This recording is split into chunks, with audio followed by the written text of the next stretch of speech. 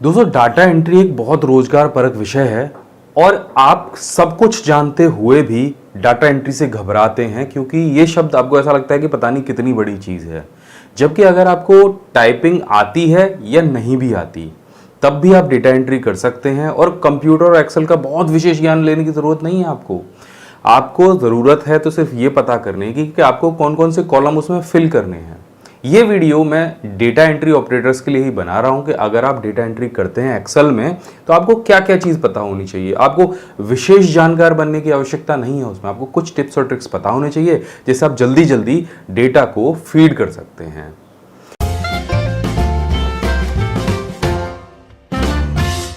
नमस्कार दोस्तों, मैं अभिमन्यु भारद्वाज आपका स्वागत करता हूं my big guide smart class में। और इस चैनल पर मैं आपके लिए लेकर आता रहता हूं कंप्यूटर और टेक्नोलॉजी से जुड़े हुए ढेर सारे टिप्स और ट्रिक्स। तो अगर आप नए हैं चैनल सब्सक्राइब कीजिए, बेल आइकन दबाइए, उसी से आपको लेटेस्ट वीडियो के नोटिफिकेशन मिलने वाले हैं।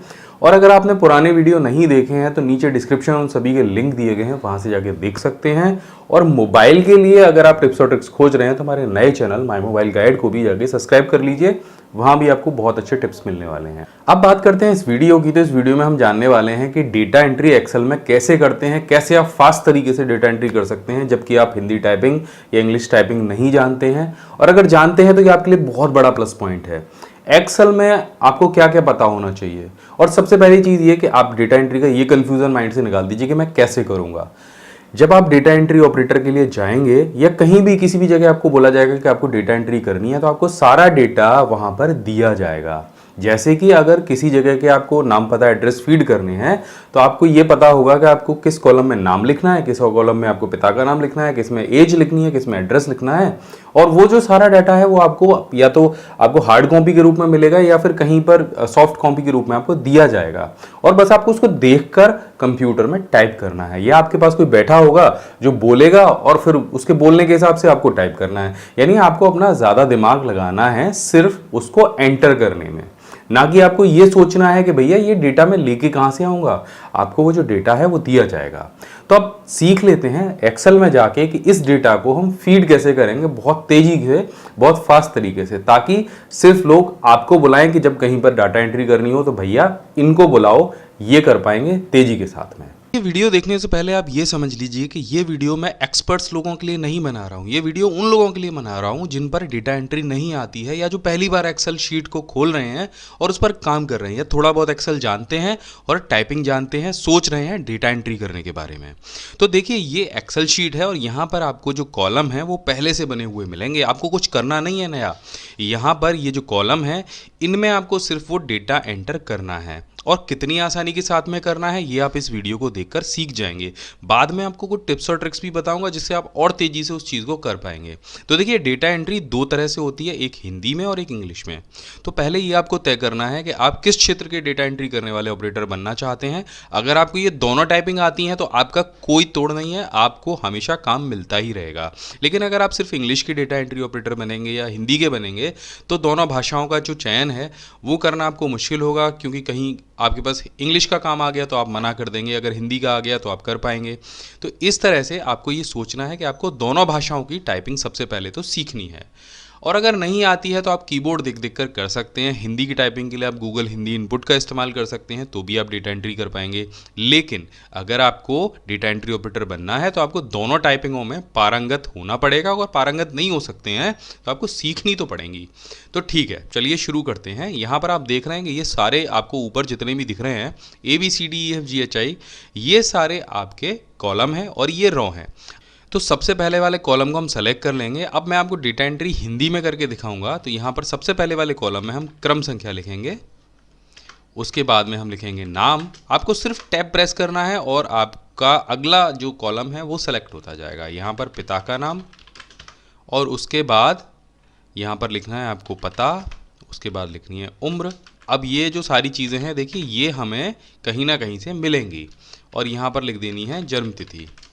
देखिए आपको डेटा एंट्री करते समय डेट ऑफ बर्थ भी मिल सकती है, आपको बैंक अकाउंट का नंबर मिल सकता है, आपको आधार कार्ड का नंबर मिल सकता है, आपको कोई और भी जानकारी यहाँ पर फीड करनी पड़ सकती है। तो आपको सिर्फ ये सारे जो ऊपर कॉलम हैं ये सारे कॉलम आपको पहले बना लेने हैं और उसके बाद डेटा एंट्री करना तो बहुत ही आसान आपके लिए हो जाएगा।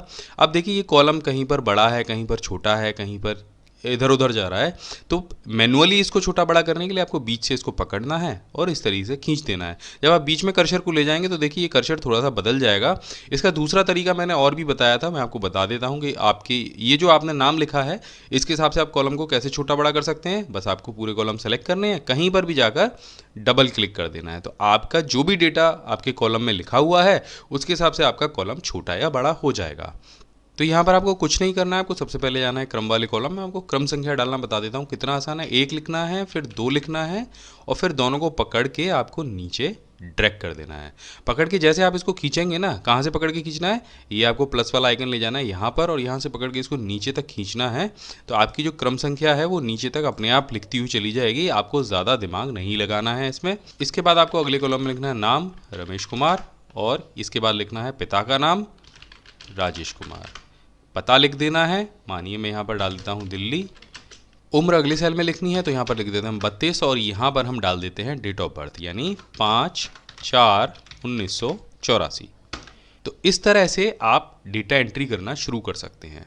तो ये तो हो गया बहुत सिंपल डेटा एंट्री करना। इस पर अगर आपको बॉर्डर बनाना है यानी लाइन बनानी है तो आपको इस तरह से इसको सेलेक्ट करना है, नीचे तक जाना है और इसके बाद यहाँ पर आपको मिलेगा ये बॉर्डर का ऑप्शन। यहाँ पे आपको ऑल बॉर्डर पे क्लिक कर देना है, तो आप देखो यहाँ पे लाइंस बन जाएंगी।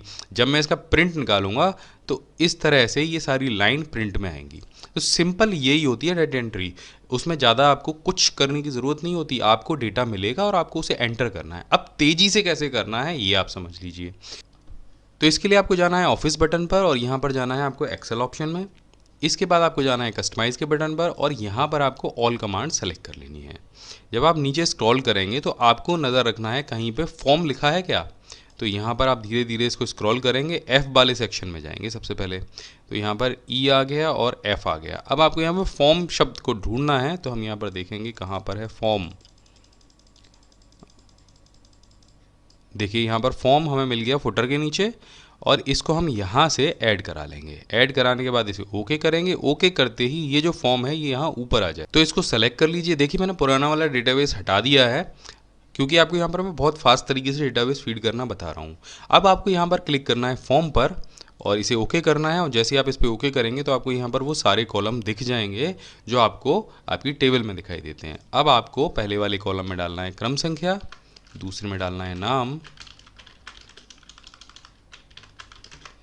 तीसरे में आपको डालना है पिता का नाम, चौथे में डालना है पता, फिर उम्र, फिर डेट ऑफ बर्थ और एंटर कर देना है। तो आप देखिए आपका जो डेटाबेस है फीड हो गया और यहाँ पर आपके पास फॉर्म भी आ गया। चलिए एक और मैं आपको करके दिखा देता हूँ और एंटर कर देना है आपको। तो इस तरह से आपके जितने भी कॉलम होंगे उसमें इस फॉर्म के सहारे आपका जो सारा डेटाबेस है वो आप एक एक करके फीड कर सकते हैं। इसके बाद में आपको 2-4 टिप्स और ट्रिक्स और सीखने हैं डेटा मैनेज करने के, तो चलिए उनको भी सीख लेते हैं। आगे जो मैं आपको बताने वाला हूं वो है फंक्शन ट्रांसपोज, और इसका इस्तेमाल मैं करता हूं जब मुझे अपनी टेबल को कहीं एक जगह से दूसरी जगह शिफ्ट करना होता है, हॉरिजेंटल से वर्टिकल करना होता है और बहुत परेशानी आती है अगर आपके पास डेटा ज़्यादा है, कॉलम और रो आपके पास ज़्यादा है। उदाहरण के लिए मैं यहाँ पर आपको एक कैलेंडर दिखाता हूँ जो कि कॉलम वाइज बना हुआ है, यानी संडे मंडे ट्यूसडे आपको ऊपर कॉलम में दिखाई देंगे और जो डेट है वो नीचे लिखी हुई है। अभी अगर आपसे कहा जाए कि ये जो कैलेंडर है जो संडे मंडे ट्यूसडे है वो आप एक साइड में ले लीजिए, यानी इसको रॉ के हिसाब से बनाइए, कॉलम के हिसाब से मत बनाइए, तो आपको करने में बहुत परेशानी आएगी। लेकिन ट्रांसपोज फंक्शन की सहायता से आप 2 सेकंड में इसको कर सकते हैं। सिंपल आपको क्या करना है, आपको ये पूरा कैलेंडर ऐसे सेलेक्ट करना है, कंट्रोल सी से कॉपी करना है और जहां भी आप इसको हॉरिजेंटल से वर्टिकल करना चाहते हैं वहां पर जाकर राइट क्लिक कीजिए, पेस्ट स्पेशल पर जाइए और यहां पर आपको नीचे दिखाई देगा ट्रांसपोज फंक्शन, से एक टिक लगाइए और ओके कर दीजिए। अब आप देखिए जरा यही कैलेंडर यहाँ पर आ चुका है और डेट भी आप मिला सकते हैं। यहाँ पर ना तो कोई आपका डेटा इधर से उधर हुआ है और जो कैलेंडर हॉरिजेंटल था वो वर्टिकल हो गया है। ऐसा हम और भी चीज़ों के साथ में कर सकते हैं। अब ये जो टेबल है ये आप देख रहे हैं कि ये इस तरह से बनी हुई है और अभी इसी टेबल को मुझे जो है वर्टिकल करना हो तो कैसे करेंगे, यानी जो सब्जेक्ट्स हैं वो इस साइड में आ जाए और नंबर जो है वो इधर चले जाएं। तो बस इसको सेलेक्ट कीजिए, कॉपी कीजिए, पेस्ट स्पेशल कीजिए, ट्रांसपोज पर क्लिक कीजिए और देखिए हो गया। तो ये कितना आसान है, कितना टाइम बचा सकता है आपका, आप जो कोई भी काम करेंगे उस चीज़ में। तो आप यहाँ पर देख सकते हैं कि मेरे पास एक टेबल है।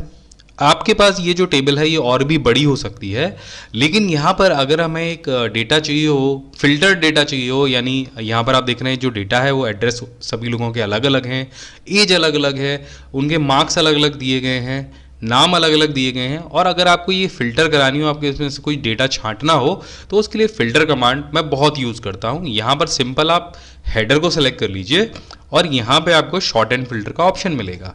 यहाँ पर चले जाइए और फिल्टर को सेलेक्ट करिए। अब यहाँ पर आप देख रहे हैं कि हर हेडर के पास में एक डाउन एरो आपको मिल जाएगा, और यहाँ पर जैसे आप क्लिक करेंगे तो ये जो आपको नीचे दिखाई देंगे ये टेक्स्ट फिल्टर हैं। यहाँ पर आपको सेलेक्ट ऑल का ऑप्शन मिलेगा। अब जो भी शहर आपको चाहिए, आपकी लिस्ट में जो डेटा चाहिए शहर के हिसाब से, आप उसे सेलेक्ट कर लीजिए और ओके कर दीजिए। तो आप देखेंगे वो जो डेटा है आपका फिल्टर होके आ जाएगा। इसी हिसाब से अगर आपको 2 शहरों का डेटा चाहिए तो आप 2 को सेलेक्ट कर लीजिए, 3 का चाहिए तो आप 3 को सेलेक्ट कर लीजिए। इस तरह से आप फिल्टर कमांड का इस्तेमाल कर सकते हैं। इसके अलावा यहाँ पर आप 2, 3, 4 या 5 कितने भी फिल्टर यूज़ कर सकते हैं।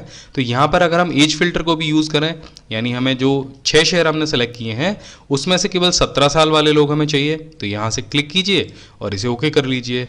अगर यहाँ से आपको 17 और 28 साल वाले लोग चाहिए तो यहाँ से क्लिक कीजिए और इसे भी सेलेक्ट कर लीजिए। तो इस तरह से आप फिल्टर का यूज़ कर सकते हैं अपने सारे डेटा को फिल्टर करने के लिए। यहाँ से अगर आप सभी को सेलेक्ट कर लेंगे तो आपका पूरा डेटा ज्यों का त्यों आपके सामने वापस आ जाएगा। बहुत सारे लोग क्या करते हैं कि जब उनको अलग अलग डेटा चाहिए होता है तो बीच में से कहीं से उठाकर कॉपी पेस्ट करते हैं। तो ये चीज़ करने की ज़रूरत नहीं है, आप फिल्टर का इस्तेमाल कर सकते हैं और ये आपके जो काम है उसको बहुत आसान बना सकता है। फिल्टर के बारे में मैंने और भी वीडियो बनाए हैं, तो अगर आप एक्सेल की जो पूरी सीरीज़ है वो देखना चाहते हैं तो इस वीडियो के नीचे डिस्क्रिप्शन में जितने भी वीडियो हैं एक्सेल के उन सभी का लिंक दिया गया है, पूरी प्लेलिस्ट दी गई है, वहां जाके देख सकते हैं। इसके बाद मैं आपको बताऊंगा कि यहाँ पर हम डुप्लीकेट्स को रिमूव कैसे करते हैं। अक्सर करके जब हम बहुत लंबा चौड़ा डेटाबेस बनाते हैं तो वहां पर बहुत सारी जगह जो डेटा है वो डुप्लीकेट भी टाइप हो जाता है। तो जैसे कि यहाँ पर भी है, यहाँ पर 10 नाम हैं लेकिन 2 एंट्री ऐसी हैं जो पूरी तरह से डुप्लीकेट हैं, और जो 3 नाम हैं वो 3 जगह लिखे गए हैं। जैसे आप यहाँ पर राम देख रहे हैं, राम यहाँ पर भी है, यहाँ पर भी है और यहाँ पर भी है।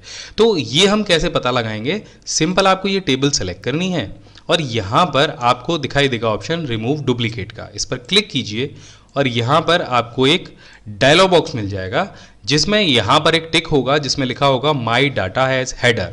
इस पे अगर आप टिक नहीं लगाएंगे तो आपको यहाँ पर ये वाले जो नाम है ना ये दिखाई नहीं देंगे। जैसे मैं आपको टिक हटा के दिखा देता हूँ, तो जैसे मैंने टिक हटाई तो आप देखेंगे कॉलम ए, कॉलम बी और कॉलम सी आपको यहाँ पे डिस्प्ले हो रहा है, और अगर आपके कॉलम इससे भी ज़्यादा हुए ना तो ये आपको डिस्प्ले नहीं होंगे। तो इसलिए यहाँ पर टिक लगा लीजिए ताकि आपको डुप्लीकेट रिमूव करने में आसानी हो। तो यहाँ पर अगर आप तीनों पे टिक लगे रहने देंगे तो ये कोई डुप्लीकेट मानेगा ही नहीं किसी वैल्यू को, क्योंकि यहाँ पर ये जो सीरियल नंबर है ये सभी का अलग अलग है, और जब आप तीनों पे टिक लगा रहने देंगे तो ये सीरियल नंबर को भी आपके डेटा की एंट्री में काउंट करेगा। तो हम सीरियल नंबर से टिक हटा देते हैं और बाकी अब ये जो दोनों मैच करेगा ये इन दोनों कॉलम को मैच करेगा। अब यहाँ से जैसे आप ओके करेंगे तो होगा क्या, जो आपकी सबसे लास्ट वाली जो वैल्यू होगी, जो 9 नंबर वाली वैल्यू थी, ये देखिए यहाँ पर वो हट गई है और बाकी सारे जो आपके रिजल्ट हैं वो रह गए हैं। अब देखिए एक चीज़ और हम करके देखते हैं।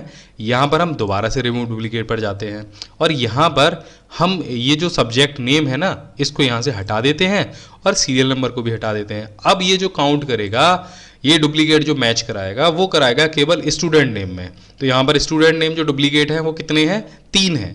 एक राम यहाँ पर है, एक राम यहाँ पर है और एक राम यहाँ पर है। अब देखिए क्या होता है, इस पर क्लिक करते ही एक राम रह गया, बाकी तीनों हट गए।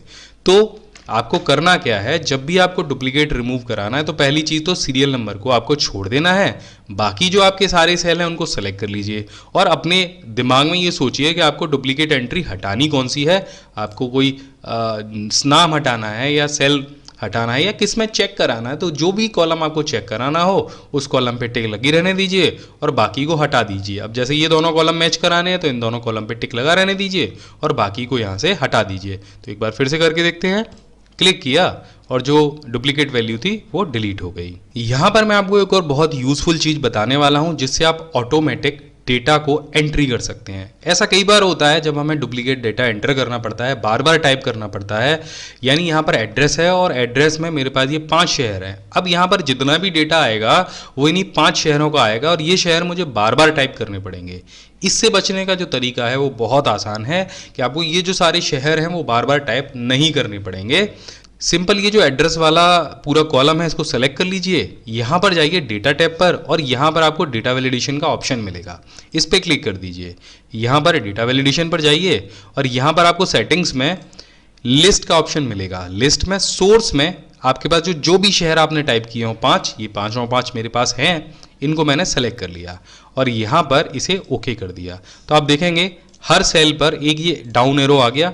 अब यहाँ पर मुझे चलिए मुंबई लेना है, यहाँ पर मुझे इंदौर लेना है, यहाँ पर मुझे भोपाल लेना है। ये देखिए हर सेल के लिए मेरे पास 5 ऑप्शन है और जो भी ऑप्शन मैं फिल करता जाऊँगा वो बड़े आराम से यहाँ पर मैं उनको एंट्री करता जाऊँगा। तो मुझे टाइप करने की कोई ज़रूरत नहीं पड़ी। 5 में से मैं कोई भी चीज़ यहाँ पर ले सकता हूँ। और ऐसा नहीं है कि आप यहाँ पे सिटी ही फीड कर सकते हैं। बहुत सारी जगह देखिए हमको मेल फीमेल फीड करने की भी ज़रूरत होती है, बहुत सारी जगह हमें एज फीड करने की भी ज़रूरत होती है, बहुत सारी जगह हमें डेजिग्नेशन डालना पड़ता है। तो ये सारी चीज़ें आप एक लिस्ट बना लीजिए और लिस्ट को आप ड्रॉप डाउन लिस्ट में डाल दीजिए। उससे आपका जो डेटा एंट्री है वो बहुत ईजी हो जाएगी, जिससे आप आसानी से काम कर पाएंगे। दोस्तों यहाँ पर मेरे पास एक डेटाबेस है जो मैंने इंडिया की टॉप 5 सिटीज़ का लिया है और ये डेटाबेस मेरे पास कुछ इस तरह से है। अब ये डेटाबेस मुझे एक्सेल में ले जाना है और हर कॉलम में इसको सेट करना है। तो ये बहुत सारे लोगों के पास आता है इस तरह का डेटाबेस और इसको करने में उन लोगों को बहुत दिक्कत होती है। तो ये करने का जो तरीका है वो बहुत आसान है, मैं आपको बता देता हूँ कैसे करना है। बस इसे कॉपी कीजिए और एक्सेल के किसी भी सेल में ले जाके इस तरह से पेस्ट कर दीजिए। ये देखिए यहाँ पर इस तरह से आ गया है, लेकिन ये अभी सेट नहीं है। इसको सेट कैसे करते हैं, तो आपको करना क्या है, इसको करने का तरीका बहुत आसान है। आपको पहला वाला जो कॉलम है उसको सेलेक्ट कर लेना है, जाना है आपको डाटा टैब पर और यहाँ पर आपको टेक्स्ट टू कॉलम का ऑप्शन मिलेगा, इस पर क्लिक कर देना है। यहाँ पर नीचे नेक्स्ट कीजिए। नेक्स्ट के बाद में जो भी आपको डिवाइडेशन चाहिए उसमें आपको यहाँ पर फिल करना है कॉमा, क्योंकि आप देख रहे हैं हर नाम के पीछे, हर शब्द के पीछे यहाँ पर कॉमा लगा हुआ है। तो हम इसको यहाँ से कॉमा पर क्लिक कर देते हैं और यहाँ पर आपको इसे फिर से नेक्स्ट करना है। इसके बाद में आप देखेंगे सारी चीज़ें अपनी अपनी जगह सही हो गई हैं और यहाँ से बस इसको फिनिश कर देना है। तो अभी आपसे कहेगा do you want to replace the content of destination cell, आप इसे ओके कर दीजिए। तो आप देखिए जो आपका पूरा डेटाबेस है वो एकदम फिट हो गया है, आपको कुछ भी करने की ज़रूरत नहीं पड़ी है। तो आप यहाँ पर देख रहे हैं मेरे पास एक छोटी सी टेबल है और इसमें कुछ सेल बीच बीच में खाली रह गए हैं जिसमें डेटा एंटर नहीं किया गया है। और अब इन सेल्स को कैसे रिमूव किया जाए, जो ब्लैंक रह गए हैं कैसे रिमूव किया जाए। आमतौर पर आप राइट क्लिक करते हैं, उसको डिलीट करते हैं, लेकिन अगर इनकी संख्या 100 या 200 हो तो आप एक एक करके इनको डिलीट नहीं कर सकते हैं, काम बहुत लंबा हो जाता है। एक बार में इनको कैसे डिलीट किया जाता है वो हमको दिखाता हूँ। थोड़े से मैं और बढ़ा लेता हूँ, ये मैंने इसको कॉपी कर लिया, देखिए मैं नीचे तक इसको ले आया। अब ये एक बार में जो जितने भी मेरे ब्लैंक सेल्स हैं उनको मैं कैसे डिलीट करूँगा, तो सिंपल आपको कुछ नहीं करना है, आपको Ctrl+G प्रेस करना है। Ctrl+G जैसे आप प्रेस करेंगे तो ये गो टू वाला ऑप्शन आ जाएगा। यहाँ पर जाना है आपको स्पेशल पर और जैसे आप स्पेशल पर क्लिक करेंगे आपको यहाँ पर ऑप्शन मिलेगा ब्लैंक्स का, इस पर टिक लगाइए और ओके कर दीजिए। तो आप देखेंगे जितने भी आपके ब्लैंक सेल हैं वो सारे सेलेक्ट हो जाएंगे। बस अब आपको कंट्रोल के साथ में माइनस बटन को प्रेस करना है और यहाँ पर आपको ऑप्शन मिलेगा शिफ्ट सेल अप का, इस पर टिक लगाइए और ओके कर दीजिए। तो आपके जितने भी ब्लैंक सेल होंगे वो साथ में डिलीट भी हो जाएंगे और आपका डेटा व्यवस्थित भी हो जाएगा। तो ये जो ट्रिक है आशा करता हूँ आपके बहुत काम आएगी। इसके बाद बात करता हूँ अपनी लास्ट, फाइनल और बोनस ट्रिक की। तो आप देखेंगे मेरे पास यहाँ पर एक छोटी सी टेबल है और उसका जो क्रम है वो पूरी तरीके से अव्यवस्थित है। तो अगर व्यवस्थित की बात करूँ तो यहाँ पर क्रम के आगे नंबर आना चाहिए, उसके बाद यहाँ पर नाम आना चाहिए, फिर पिता का नाम आना चाहिए और राज्य का नाम आना चाहिए। लेकिन ऐसा नहीं है, अगर इसे क्रम से आप मैनुअली लगाएंगे तो ऐसे कॉपी करेंगे, फिर उसके बाद यहाँ पर इसे पेस्ट करेंगे, फिर नीचे वाले को कॉपी करेंगे और फिर यहाँ पेस्ट करेंगे। तो इस तरीके से हम इसे व्यवस्थित तरीके से नहीं लगा सकते हैं। अगर ट्रांसपोज भी करते हैं तो देखिए क्या होने वाला है इसका, हमने यहाँ से कॉपी किया, पेस्ट स्पेशल किया और ट्रांसपोज किया और ये देखिए कुछ इस तरीके से फैल जाएगा पूरा डेटाबेस। अब इसको आपको अगर ठीक से लगाना है तो इसमें एक छोटी सी ट्रिक आपको अपनानी होगी। तो आपको इसको व्यवस्थित करने का जो बहुत शॉर्ट तरीका है वो मैं आपको बताने वाला हूं। तो कोई भी 2 रैंडम आपको वर्ड लेने हैं, तो यहाँ पर मैं QR ले लेता हूँ। QR मैंने यहाँ पर ले लिया। अब यहाँ पर आपको जो सीरीज बनानी है, जो आपका हेडर है, उसको देख लीजिए कहाँ से कहाँ तक आ रहा है। तो ये 4 आपके जो पहले सेल हैं वो आपके हेडर बनेंगे, जो जिसमें कि A1, A2, A3 और A4 है। तो सबसे पहले A1 लिख दीजिए और इसको पकड़ के यहाँ तक ड्रैग करेंगे आप जैसे, तो यहाँ पर आप देखिए A4 तक ये अपने आप आ जाएगा। इसी तरह से यहाँ पर दोबारा से QR लिखिए और A1 की जगह यहाँ पर कर दीजिए A5 और इसको भी पकड़ के यहाँ तक ड्रैग कर दीजिए। तो हमने ये जो 2 सेल हैं यहाँ तक के ये ले लिए A8 तक। अब यहाँ पर आपका जो डेटा है वो नीचे देखिए कौन से सेल तक है, A24 तक है। अब ये जो नंबर है, ये सीरीज़ जो है वो आपको आगे बढ़ानी है, इसको A24 तक हम ले जाते हैं। यहाँ पर देखिए A24 तक हमारे जो सारे नंबर हैं वो आ गए। ये बहुत बड़ा डेटा हो तब आपको करना है, छोटे डेटा को तो आप बड़े आसानी से कर सकते हैं। अब बहुत सिंपल तरकीब मैं आपको बताने वाला हूँ। आपको ये सारे सेल सेलेक्ट करने हैं, Ctrl F प्रेस करना है, रिप्लेस पर जाना है और यहाँ लिख देना है QR। रिप्लेस विद में सिंपल आपको इक्वल टू का आइकन लगाना है और रिप्लेस ऑल। ये देखिए 1 सेकंड में आपका जो सारा डेटाबेस है वो बिल्कुल बढ़िया तरीके से यहाँ पर मैनेज हो गया। अब आप कहीं भी कोई भी एक नाम बदलते हैं, तो जैसे यहाँ पर अमित की जगह अगर मुझे कोई और नाम लिखना हो, मान लीजिए मुझे लिखना है माधव, तो ये देखिए साथ में आपका वहाँ जो नाम है वो भी बदल जाएगा, नंबर 2 पर भी माधव है।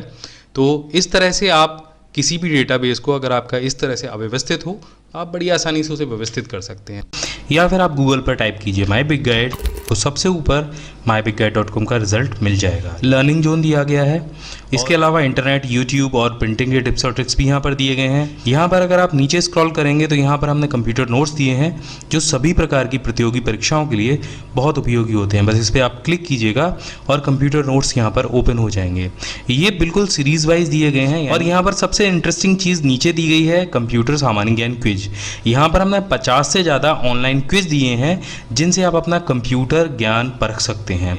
तो यहाँ पर आपको दिखाई देगा अनसुलझे प्रश्नों के आसान जवाब, जो अक्सर करके आपके दिमाग में आते होंगे। हमने डार्क इंटरनेट के बारे में बताया है, ब्लू व्हेल गेम के बारे में बताया है, कॉल ड्रॉप क्या होता है ये भी हमने बताया है, इंटरनेट का मालिक कौन है ये भी बताया है, वाईफाई या लाईफाई क्या होता है। तो अगर इस तरीके का कोई भी प्रश्न आपके दिमाग में है तो आप यहाँ पर जाकर उसको सर्च कर सकते हैं। आप देखें कि ये लिस्ट बहुत लंबी है, लगभग 132 चीज़ों के बारे में हमने यहाँ पर बताया हुआ है।